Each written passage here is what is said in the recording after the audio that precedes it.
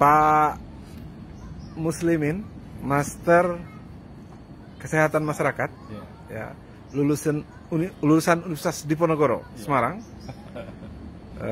Gimana pendapat Bapak tentang corona yang begitu horor? Padahal seperti kita tahu, corona itu kan hanya bisa menular dari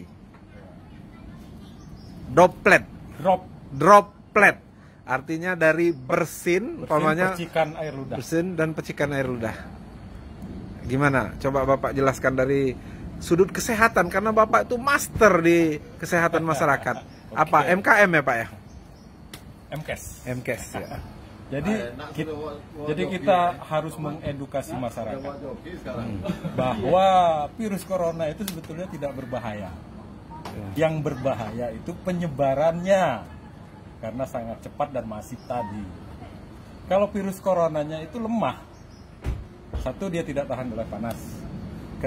Kedua, dia akan hancur oleh sabun. Tidak perlu hand sanitizer, sabun sunlight pun cukup, atau sabun krim.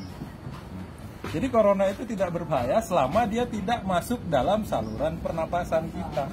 Karena dia butuh media tempat hidup yang lembab dan gelap.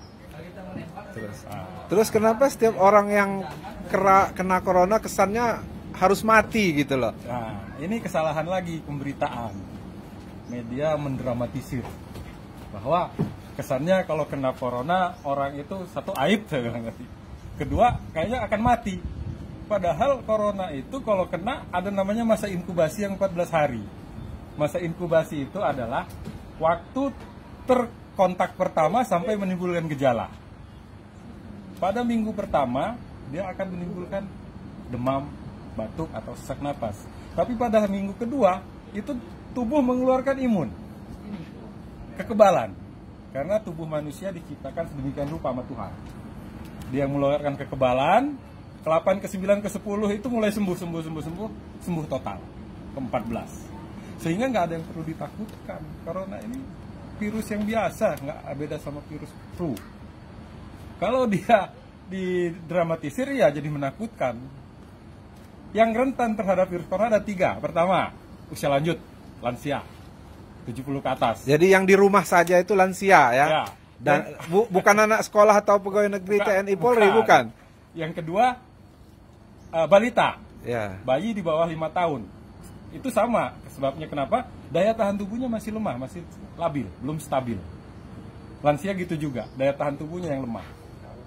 Yang ketiga, orang yang mempunyai penyakit kronis, entah itu TBC, entah itu hepatitis, entah itu liver, entah itu ginjal, yang menahun. Nah, itu yang berbahaya. Jadi kalau buat orang yang tidak punya penyakit kronis, tidak punya bukan lansia dan balita, saya rasa aman-aman saja. Kenapa harus di rumah saja? Nah, itu yang saya bilang pertama, penyebarannya yang masif dan cepat untuk memutus mata rantai penyebaran sebetulnya. Ya, itu bisa diterima, bisa tidak kebijakan. Disesuaikan kondisi kalau menurut saya. Ya, jadi artinya segala sesuatu itu harus dipandang dari sudut kesehatannya yang real, jangan dimasuk-masukin unsur politik, apalagi mau dipraktis-praktisin. Udahlah, masyarakat nggak boleh keluar rumah, di rumah aja katanya kan. Jaga jarak. Siapa yang ngasih makan? Iya, dengan orang yang nggak bersin aja harus jaga jarak. Mesti kita jangan deket-deket paman. Iya. 1 meter. 1 meter. Demikian. Social distance. Demikian Muslimin Master Kesehatan Masyarakat dari Universitas Diponegoro. Sekarang staf pengajar di Poltekkes Bandar Lampung. Dilaporkan langsung dari Anjung Bangoki, Sisir Barat, Lampung, Indonesia.